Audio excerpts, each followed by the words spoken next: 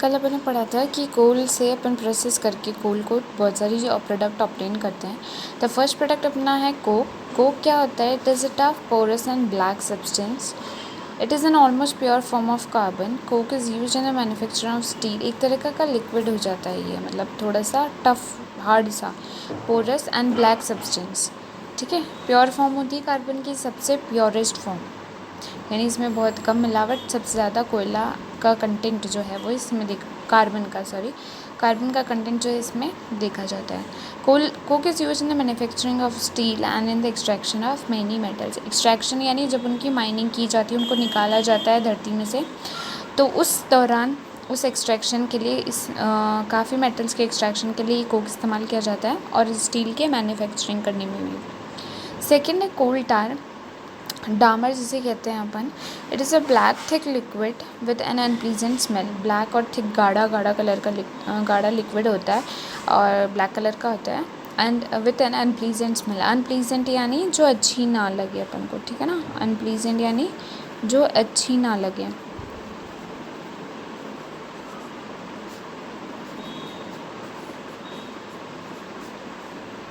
Smell, ऐसी ही smell आती है इसकी। It is a mixture of about 200 substances. Products obtained from coal tar are used as a starting material for manufacturing various substances like used in everyday life and in industry. इसमें about कम से कम भी कोल टार में 200 चीज़ों का mixture होता है। ये 200 चीज़ें मिली हुई होती है। प्रोडक्ट ऑब्टेन फ्रॉम कोल टार, अभी कोल टार से जो हमको प्रोडक्ट मिलते हैं वो बहुत सारी जगह यूज़ किए जाते हैं, बहुत सारी चीज़ें मैन्युफैक्चर करने में यानी बनाने में, जो कि अपने डेली लाइफ और इंडस्ट्री में काम आती है। जैसे कि सिंथेटिक डाइज हुई, ड्रग्स हुए, एक्सप्लोजिव्स यानी एक्सप्लोजन करने के लिए जो चीज़ें काम आती है, बॉम्ब वगैरह या वैसी चीज़ें, perfumes, plastics, paints, photographic material, like आपकी जो कैमरे में रील वगैरह डलती है तो उसमें भी एक ब्लैक कलर का सब्सटेंस डलता है, वो ये है होता है। Roofing materials etcetera. Interestingly, naphthalene balls used to repel moths and other insects are also obtained from coal tar. Naphthalene balls, Kapoor की गोलियाँ, वो बहुत सारे मॉथ्स और इंसेक्ट्स को रिपेल करती है, वो यानी अपने से दूर भगाती है। रिपेल करना यानी दूर करना,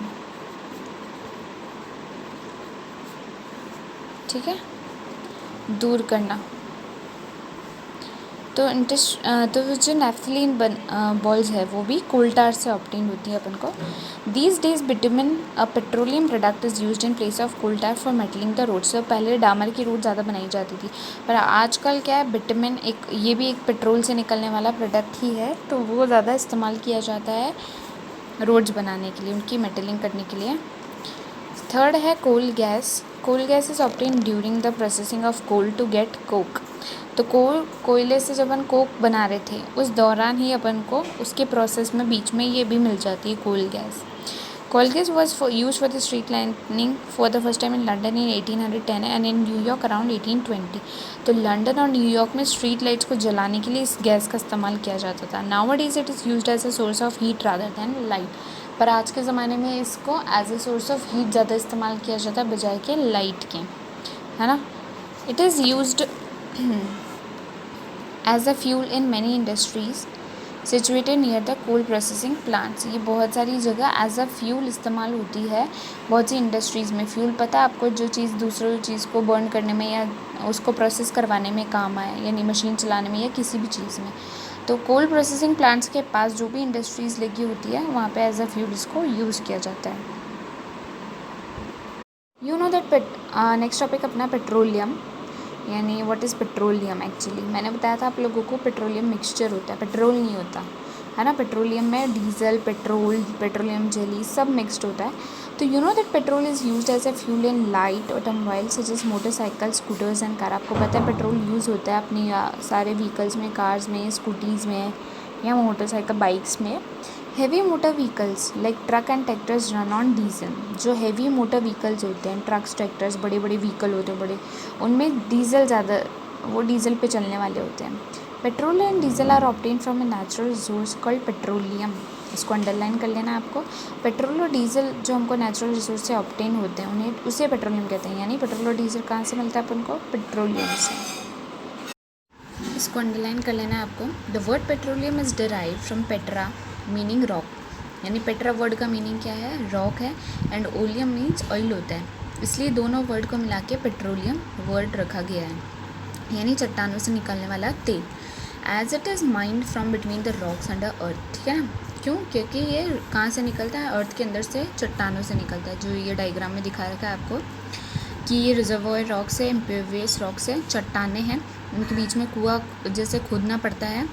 अगर अपन को यहाँ गैस डिटेक्ट हो जाती है, यानी स्टार्टिंग में पता चल जाता है कि ये कोई गैस अपन को मिल रही है, पेट्रोलियम गैस जो मिलती है, नेचुरल गैस जो मिलती है, उसके बाद उसको और डीप डग किया जाता है, तो वहाँ पे क्या है, तेल होने के चांसेस होते हैं, क्योंकि ये गैस वहीं अवेलेबल होती है, पेट्रोलियम गैस, जहाँ पेट्रोल होगा, जहाँ ऑयल होगा, ठीक है ना, कच्चा तेल, क्रूड ऑयल होगा, ठीक है।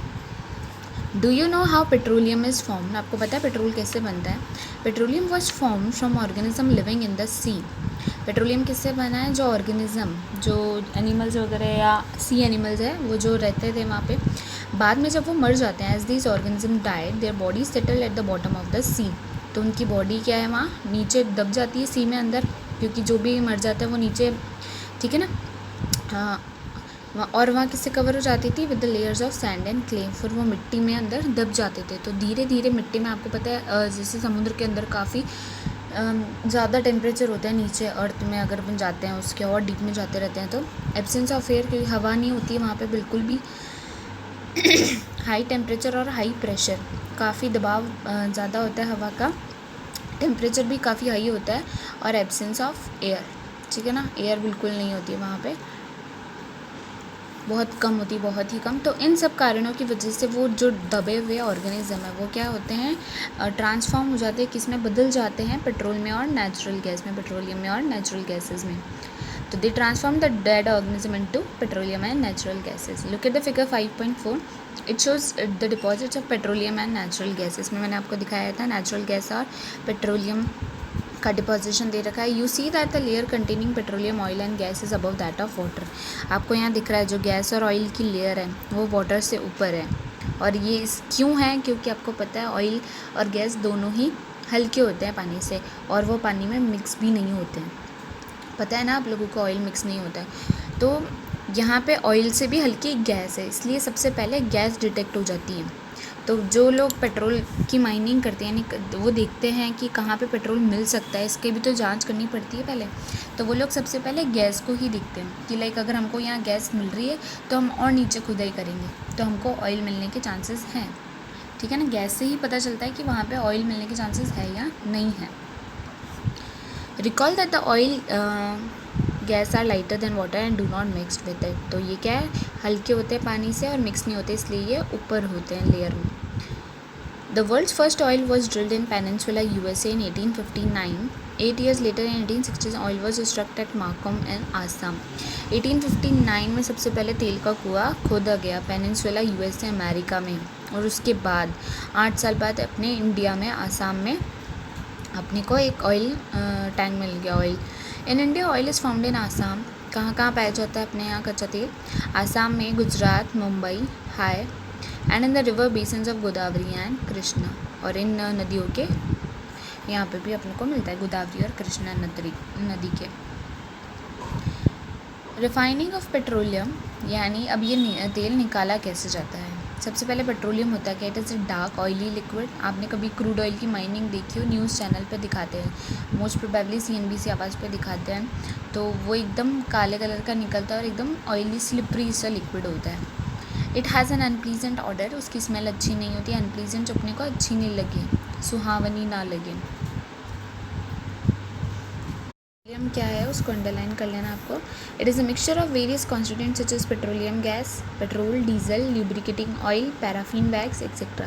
इसमें क्या क्या होता है? पेट्रोलियम में सिर्फ एक ही चीज़ नहीं होती, बहुत सारी होती है। क्या क्या? पेट्रोल होता है, पेट्रोलियम गैस होती है, डीजल होता है, ल्यूब्रिकेटिंग ऑयल जो आप मशीनों में तेल डालते हो उनको पार्ट्स को स्मूथ करने के लिए, पैराफिन वैक्स जो वैक्स अपन काम लेते हैं, एक्सेट्रा, ठीक है। तो बहुत सारी चीज़ें, पेट्रोलियम जेली वो भी मिलती है अपने को यहाँ से, ठीक है। तो इन सब का मिक्सचर निकलता है एक ही साथ में, फिर बाद में उनको अलग अलग किया जाता है। तो the process of The process of separating the various constituents fraction of petroleum is known as refining. तो refining of petroleum का मतलब क्या है? वो जो सारे पार्ट्स पेट्रोलियम में मिक्स पाए जाते हैं उनको अलग अलग करना. It is carried out in a petroleum refinery. कहाँ होता है ये? इसके लिए एक अलग से इंडस्ट्री सेटअप होती है. देखो दिखा रखी है पेट्रोलियम रिफाइनरी किस तरह से दिखती है. तो ऐसी इंडस्ट्री अगर आपको दिखे आपको समझ में आ जाना चाहिए कि वहाँ क्या होता है, पेट्रोलियम रिफाइन होता है, रिफाइनिंग होती है पेट्रोल की. Various constituents of petroleum and their uses are given in table 5.1. बहुत सारे अलग अलग कंस्टिट्यूएंट यानी पार्ट जो पेट्रोलियम से निकल के आते हैं उनकी यूजेस दे रखे हैं अपने को. देखो टेबल 5.1 में अपन देखते हैं इस टेबल को. फर्स्ट है एलपीजी पेट्रोलियम गैस. अपन क्या बोलते हैं, एलपीजी की फुल फॉर्म ही क्या होती है, लिक्विफाइड पेट्रोलियम गैस, है ना, इन लिक्विड फॉर्म. तो petroleum gas in liquid form क्या होती है, एलपीजी. कहाँ यूज़ आती है, fuel for home and industry. Upon kitchen में यूज़ करते हैं अपने गैस सिलेंडर वही होते हैं एंड इंडस्ट्रीज़ में. ठीक है. सेकेंड है पेट्रोल. पेट्रोल कहाँ यूज़ होता है, अपने व्हीकल्स में. मोटर फ्यूल जो है एविएशन फ्यूल हुआ, और सॉल्वेंट फॉर ड्राई क्लीनिंग. तो कभी कभी ड्राई क्लीनिंग करनी हो तो वहाँ पे एज ए सॉल्वेंट यूज़ आता है. It is for labs and other things. Third है केरोसिन. केरोसिन कहाँ इस्तेमाल आता है, फ्यूल फॉर स्टोव्स. पहले चूल्हे से जलते थे, है ना. केरोसिन का लैम्प भी आता था. And for jet aircraft. Jet aircraft पता है ना आपको, जेट प्लेन्स जो होते हैं उनमें केरोसिन एज ए फ्यूल काम आता है. फोर्थ है diesel. Fuel for heavy motor vehicles and electric generator. Heavy motor vehicles कौन से हुए, ट्रक्स, ट्रैक्टर एक्सेट्रा, ये सब इनमें डीजल लगता है. और इलेक्ट्रिक जनरेटर, तो जनरेटर आपने देखे होंगे ना, जब लाइट चली जाती है तो अपन यूज़ करते हैं जनरेटर को. ऐसा इन्वर्टर में तो नहीं होता ये, पर जनरेटर में क्या होता है, क्योंकि वो काफ़ी हैवी लोड उठा लेते हैं इसलिए उसमें डीजल यूज़ होता है. फिफ्थ है ल्यूब्रिकेटिंग ऑयल. तो ल्यूब्रिकेटिंग ऑयल कहाँ इस्तेमाल होगा, जहाँ ल्यूब्रिकेशन करना होगा, यानी अपने किसी मशीनरी पार्ट को आपको स्मूथ करना होगा. तो जो आप अपनी सिलाई मशीन में तेल डालते हो या बाहर बड़ी बड़ी मशीनों में जो तेल डाला जाता है. ठीक है. सिक्स्थ है paraffin, wax, ointments, candles, Vaseline etcetera. Vaseline में भी वैक्स होती है तभी तो वो इतनी सॉफ्ट होती है. कैंडल्स में वैक्स इस्तेमाल होती है. ऑइनमेंट्स कहते हैं अपन जो दवाई लगाते हैं किसी ट्यूब वगैरह में. ठीक है. ऑइनमेंट्स उसे कहते हैं, तो वहाँ पे इस्तेमाल होता है. और सेवेंथ है बिटुमेन. बिटुमेन में होता है रोड सरफेसिंग, ये जो बिछते रोड पे ऊपर ब्लैक कलर का लिक्विड जो वो स्टोन्स को एक साथ पकड़ के रखता है वहाँ पे, और पेंट्स में वहाँ पे बिटुमेन इस्तेमाल होता है. ओके. एक पैराग्राफ दिया हुआ है यहाँ पर, इसको रीड करते हैं. Many useful substance are obtain from petroleum and natural gas. बहुत सारे काम के सब्सटेंस जो है अपन को पदार्थ जो है मिलते हैं पेट्रोलियम और नेचुरल गैस से. उनको क्या बोलते हैं, पेट्रोकेमिकल्स बोलते हैं. ये ध्यान होना चाहिए आपको, पेट्रोकेमिकल वर्ड किसके लिए इस्तेमाल होता है. These are use in the manufacturing of detergents, fibres. कौन कौन से fibre, polyester, nylon, acrylic etcetera, जो सिंथेटिक फाइबर होते हैं अपने. Polythene and other manmade plastics, उसमें भी इस्तेमाल होता है ये. Hydrogen gas obtain from natural gas is used as in the production of fertiliser.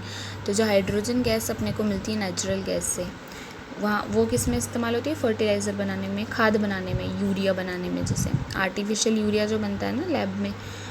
Due to its great commercial importance petroleum is also called black gold. ये भी आपको ध्यान होना चाहिए. पेट्रोलियम को ब्लैक गोल्ड कहते हैं क्योंकि इसका कितना ज़्यादा यूज़ है. देखो सोना काफ़ी कीमती होता है, वैसे ही पेट्रोल भी उतना ही कीमती है क्योंकि अपने डेली लाइफ में काम आने वाली चीज़ें हैं पेट्रोलियम प्रोडक्ट्स, चाहे पेट्रोल हो, डीजल हो, केरोसिन हो, कुछ भी हो. इसीलिए इसकी बहुत ज़्यादा कमर्शियल इंपॉर्टेंस है, यानी इकोनॉमिक वैल्यू में इसकी काफ़ी ज़्यादा इंपॉर्टेंस है. इससे इकोनॉमी में काफ़ी प्रॉफिट भी होता है. ठीक है. इस वजह से पेट्रोलियम को क्या है, ब्लैक गोल्ड भी कहा जाता है, काला सोना. ठीक है. तो आज के लिए अपन इतना ही पढ़ते हैं. नेक्स्ट क्लास में अपन देखेंगे, बस आपका एक टॉपिक और बचा है इस चैप्टर में. आप क्वेश्चन आंसर फाइंड आउट करना स्टार्ट कर सकते हो उसके रिगार्डिंग. ठीक है. आपको इजीली मिल जाएंगे बुक में ही आंसर्स, और जो अंडरलाइन कराया है वो आपको अंडरलाइन कर लेना है बुक में, और ध्यान रखने उन टर्म्स को. ओके. तो आज का लेक्चर ध्यान से पढ़ लीजिएगा आप. Thank you.